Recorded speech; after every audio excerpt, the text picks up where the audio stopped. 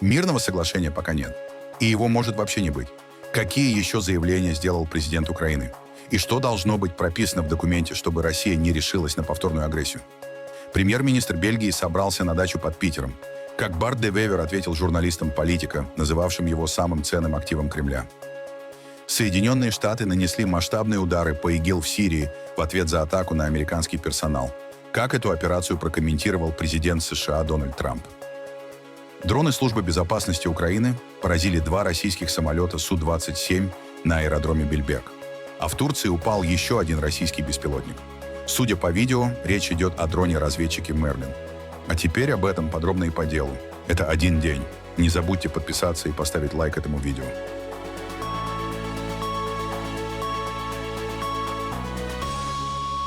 Мирного соглашения пока нет. И его может вообще не быть. Такое заявление сделал президент Украины Владимир Зеленский во время встречи с премьер-министром Португалии Луишем Монтенегро. Президент Украины заявил, что война, развязанная Россией, выходит далеко за рамки борьбы за отдельные территории и является попыткой лишить народа права самостоятельно определять свое будущее.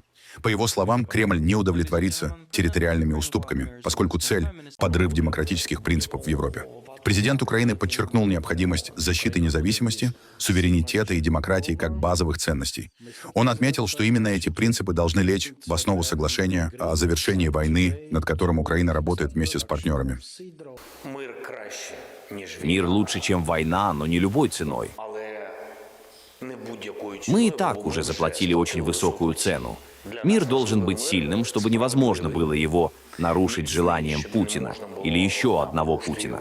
Сильные гарантии безопасности – это очень важно, чтобы не было ни мысли, ни физической возможности снова прийти к нам с агрессией.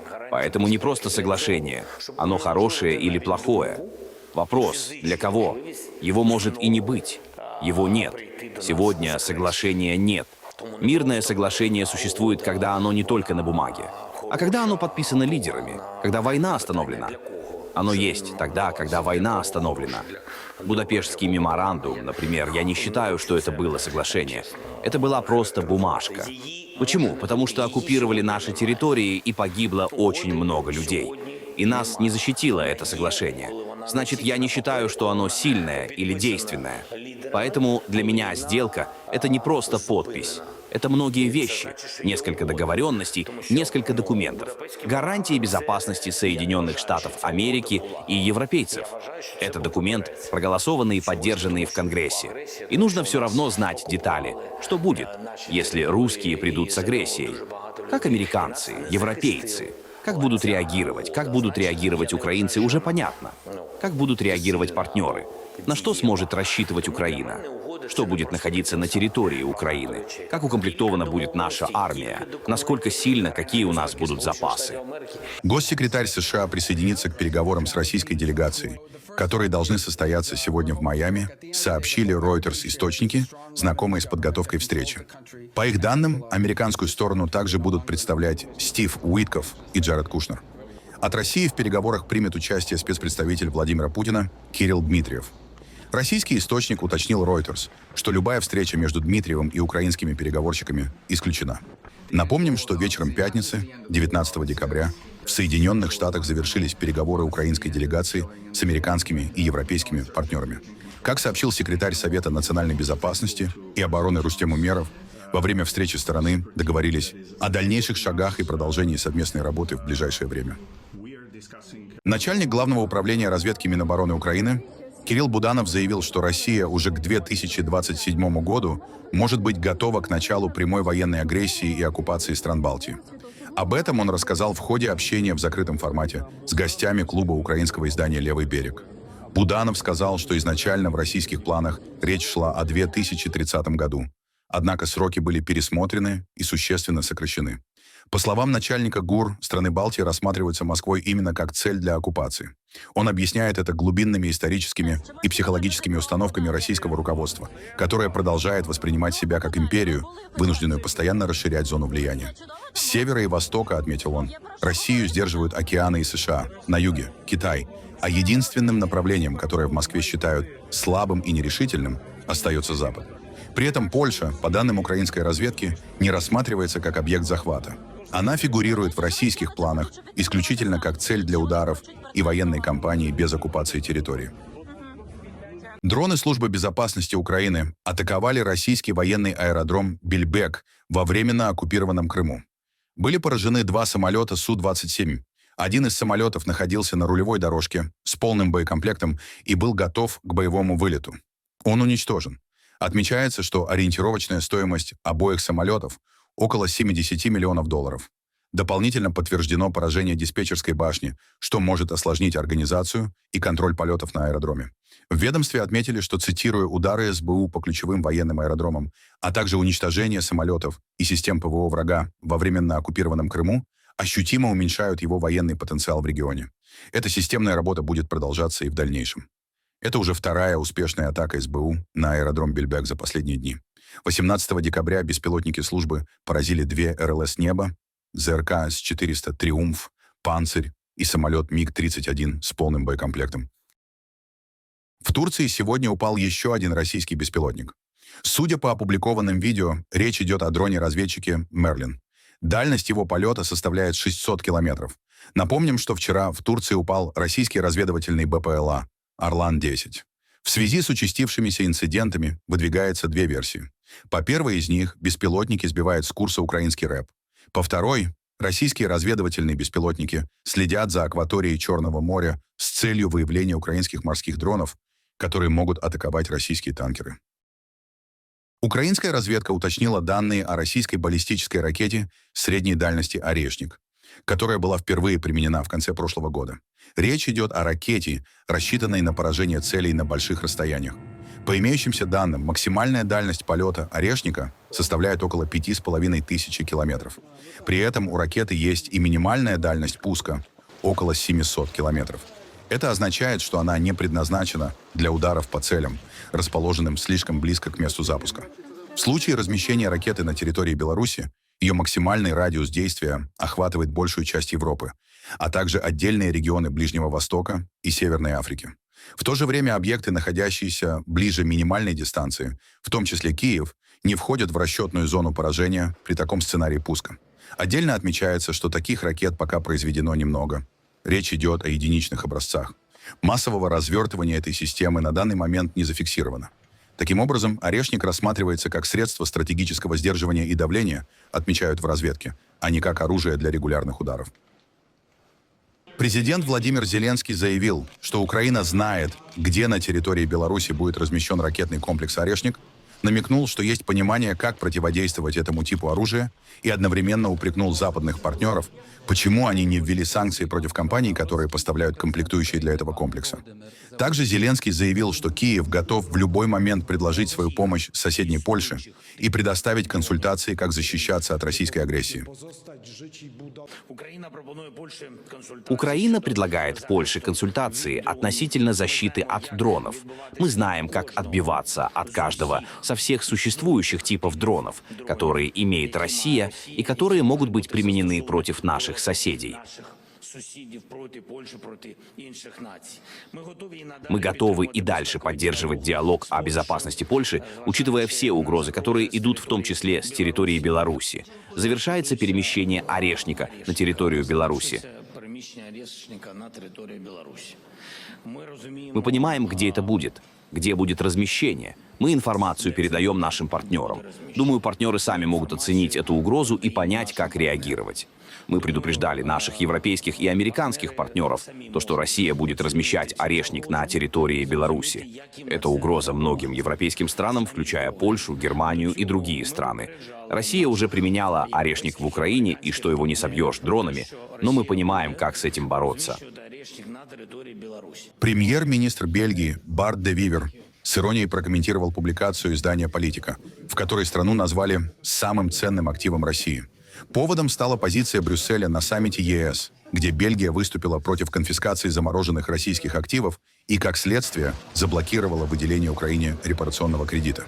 Во время брифинга после саммита де Вивер отверг обвинения в потворстве интересам Кремля и в ироничной форме ответил на критику журналистов. Он заявил, что отправляется на дачу под Санкт-Петербургом, где его соседями якобы являются Жерар Депардье и Башар Асад. Ранее де Вивер объяснял свою позицию рисками для финансовой безопасности Бельгии в случае изъятия российских активов.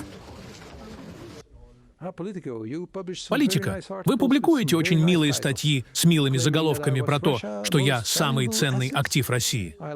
Мне понравилось. Я это запомню. Задавайте вопрос. Настоящие политики справляются с эмоциями. Даже если эти эмоции — чистая злость, месть или даже насилие. Решение, которое мы приняли, было единогласным.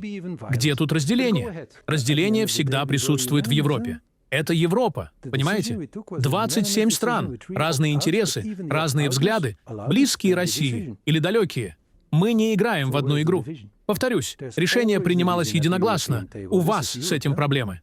Какой заголовок вы теперь придумаете?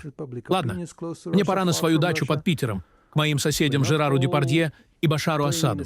Думаю, у меня получится стать главой этого поселка. Вот и заголовок вашей следующей статьи.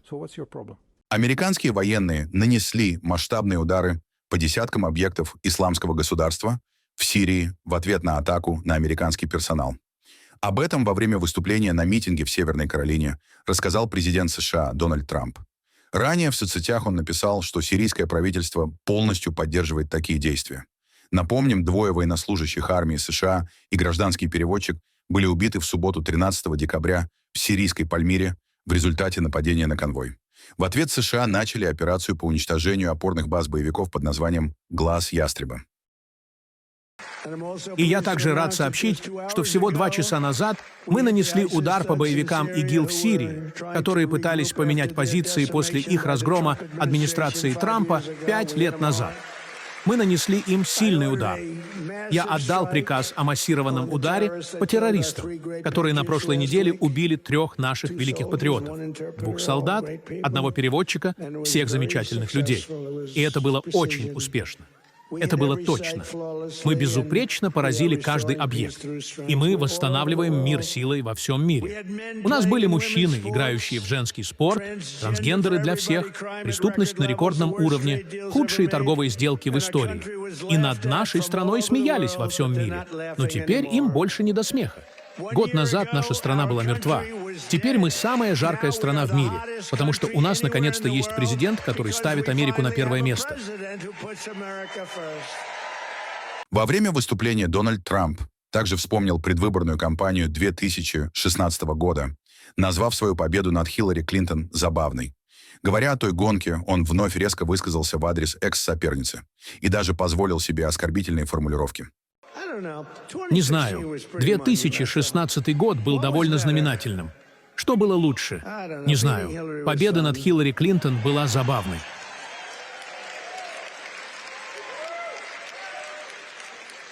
Ну, у Хиллари гораздо более высокий IQ, чем у Камалы.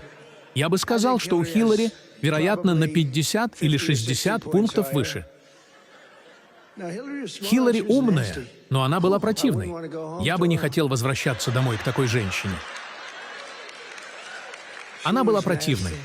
Помните и знаете, она была противным человеком. Я собирался использовать слово на букву «Б», но сказал: «Нет, моя жена не будет рада». В Австралии прошла масштабная акция памяти после трагических событий, потрясших страну на прошлой неделе. Более 1000 спасателей собрались на пляже Бонди, чтобы почтить память жертв вооруженного нападения, произошедшего во время празднования Хануки. Участники акции в течение 2 минут молчали, выстроившись вдоль побережья в своих служебных формах. Трагедия, унесшая жизни 15 человек, вызвала широкий общественный резонанс. На фоне произошедшего власти Австралии заявили о необходимости срочных изменений в сфере общественной безопасности. Федеральное правительство и руководство штата Новый Южный Уэльс уже анонсировали подготовку новых мер, включая ужесточение законодательства. Прежде всего, правительство введет новые законы, запрещающие символы ненависти и предоставляющие полиции более широкие полномочия по снятию масок во время публичных собраний и демонстраций. Правительство рассмотрит дополнительные меры по дальнейшему пресечению лозунгов разжигающих ненависть. Мы также ясно дадим понять, что ужасающие недавние события показали, что лозунг «Глобализируем интифаду» является разжиганием ненависти и поощряет насилие в нашем обществе. Этот лозунг будет запрещен наряду с другими ненавистными комментариями и заявлениями, сделанными в нашем обществе. Объединенные Арабские Эмираты, расположенные на засушливом Аравийском полуострове, где выпадает мало осадков, с четверга по пятницу пережили редкие проливные дожди, приведшие к наводнениям в нескольких районах.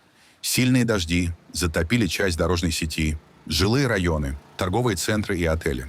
В ответ на ситуацию Управление дорог и транспорта задействовало более 300 водонасосных установок для откачки воды из затопленных районов. На автостоянках, например, уровень воды все еще достигал 35 сантиметров даже после 3 часов работы насосов. Правительство поручило сотрудникам государственного сектора работать удаленно и распорядилось закрыть общественные пляжи, парки и некоторые туристические достопримечательности.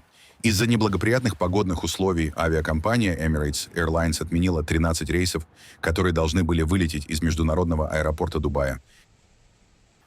Сегодня я должна была быть на работе. У нас есть система, которая называется «Автомобильная линия», но сегодня она не работает. Поэтому я пыталась заказать такси за час или 2 до начала работы. Такси не нашлось, поэтому я попыталась поехать на метро. В Софии прошел праздничный заезд Санта-Клаусов на мотоциклах, приуроченный к рождественским и новогодним праздникам. Сотни байкеров в костюмах Санты проехали по центральным улицам болгарской столицы, привлекая внимание горожан и туристов. Акция сопровождалась музыкой, сигналами мотоциклов и праздничной атмосферой. Мероприятие было организовано местными мотоклубами и стало ежегодной традицией. По словам организаторов, цель заезда – создать праздничное настроение и порадовать жителей города. Уже 10-й год подряд мы организуем этот мотопробег. Идея благотворительная, цель – подарить радость детям и гостям Софии. После поездки по бульварам столицы мы останавливаемся в конечной точке и раздаем угощения детям, которые могут сфотографироваться с мотоциклами. Мы просто надеемся подарить всем улыбки.